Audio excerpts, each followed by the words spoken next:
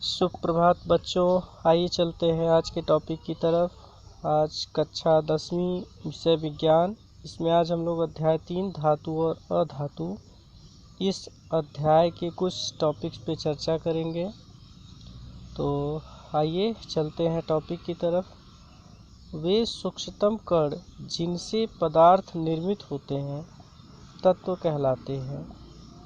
तत्वों के अध्ययन को सरल बनाने के लिए तत्वों को उनके भौतिक तथा रासायनिक गुणों की समानता तथा असमानता के आधार पर 3 भागों में विभाजित किया गया है, जिसे धातु, अधातु और उपधातु कहते हैं।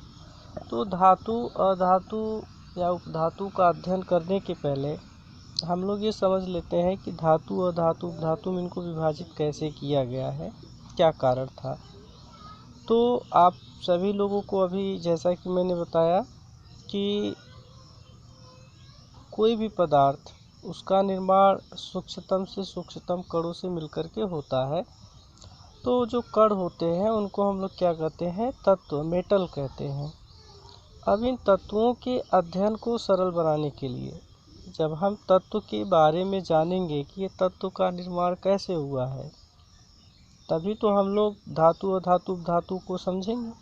तो इन तत्वों के अध्ययन को सरल बनाने के लिए तत्वों को उनके भौतिक तथा रासायनिक गुणों की समानता और असमानता के आधार पर विभाजित किया गया कि ये जो तत्व हैं, इन तत्वों के भौतिक गुण आपस में किस प्रकार से मिलते हैं, इनके रासायनिक गुण आपस में किस प्रकार से मिलते हैं। तो इस आधार पे इनको क्या किया, विभाजित कर दिया धातु, अधातु और उपधातु में। तो आगे देखते हैं हम लोग धातुओं के भौतिक गुण। धातुओं के बहुत सारे भौतिक गुण होते हैं, तो इनमें कुछ प्रमुख गुणों पे आज हम लोग यहाँ पे चर्चा करते हैं आज की क्लास में, जिसमें एक तो है धात्विक चमक और दूसरा यहाँ पे हम लोग आज देखते हैं विद्युत एवं ऊष्मीय सुचालकता। धातुओं में चमक, विशेष प्रकार की चमक पाई जाती है। वो विशेष प्रकार की चमक क्यों होती है, इस पे हम लोग चर्चा करेंगे। और दूसरा चर्चा करेंगे हम लोग विद्युत एवं ऊष्मा की सुचालकता। आप सभी लोग जानते हैं, अगर नहीं जानते हैं तो जान लीजिए कि जो मेटल होते हैं वो विद्युत और ऊष्मा के सुचालक होते हैं, अर्थात इनमें से विद्युत धारा को प्रवाहित की जा सकती है या ऊष्मा का एक जगह से दूसरे जगह पे स्थानांतरण होता है। तो इसी क्रम में देखते हैं सबसे पहले हम लोग धात्विक चमक। जो धातुओं में चमक होती है वो क्यों होती है, तो इसका जो मुख्य कारण है वो मुक्त इलेक्ट्रॉनों की उपस्थिति के कारण धातुओं की सतह चमकदार होती है। और धात्विक चमक के ही कारण इनका प्रयोग ज्वेलरी तथा सजावट की वस्तुएं बनाने में किया जाता है। और घर के बहुत सारे बर्तन होते हैं, उनके भी निर्माण में हम लोग धातुओं का प्रयोग करते हैं या किया जाता है। तो इस तरीके से धात्विक चमक जो होती है, आप लोगों ने देखा कि वो मुक्त इलेक्ट्रॉन की उपस्थिति के कारण होती है। तो ये इनकी विशेषता है। उदाहरण के तौर पे जैसे कापर हो गया, गोल्ड हो गया और सिल्वर हो गया। तो कापर मतलब तांबा, गोल्ड सोना को कहते हैं, सिल्वर चांदी। तो इन सभी को आप लोगों ने देखा होगा कि तांबे में विशेष प्रकार की चमक होती है, चांदी की अलग होती है और सोने की अलग होती है। ये सभी मेटल्स होते हैं, तो इनमें क्या होती है, विशेष प्रकार की चमक पाई जाती है।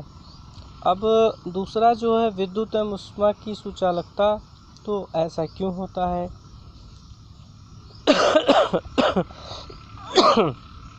जैसा कि अभी हम लोगों ने बात किया कि जो धातु होते हैं, धातुओं में मुक्त इलेक्ट्रॉन्स पाए जाते हैं। तो ये मुक्त इलेक्ट्रॉन्स जो होते हैं ये एक जगह से दूसरे जगह पर जाते हैं। तो जब इलेक्ट्रॉन्स एक जगह से दूसरे जगह पर प्रवाहित होते हैं, उनके माध्यम से इनमें विद्युत धारा का प्रवाह होता है।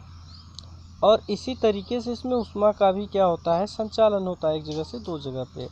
अब धातु की कोई ले लीजिए छड़, जैसे मान लीजिए लोहे की छड़ है, मेटल है, धातु है, उसको गर्म कीजिए तो कुछ देर के बाद में क्या होता है, उसका एक सिरा से दूसरे सिरे तक धीरे धीरे क्या होता है, वो गर्म हो जाता है। तो इसका मतलब ये है कि ऊष्मा का एक जगह से दूसरे जगह तक संचालन हुआ। और ठीक इसी तरीके से क्या होता है, विद्युत धारा का भी प्रवाह होता है। घर में जो वायरिंग होती है, तो जब वायरिंग होती है तो आप लोगों ने सुना होगा, कहते हैं कि इसमें भैया सिल्वर का वायर लगा है कि कॉपर का वायर लगा हुआ है। तो सिल्वर और वायर के कॉपर लगाने के पीछे कारण यही होता है कि इनमें जो विद्युत धारा का प्रवाह होता है वो बहुत ही तीव्रता के साथ होता है। तो इस तरीके से आज हम लोगों ने इस टॉपिक में दो चीज़ों के बारे में समझा। एक तो धातु के भौतिक गुण, इसके आधार पर धात्विक चमक और विद्युत ऊष्मा की सुचालकता, इसके बारे में आज हम लोगों ने यहाँ पे अध्ययन किया। बाकी अगले टॉपिक में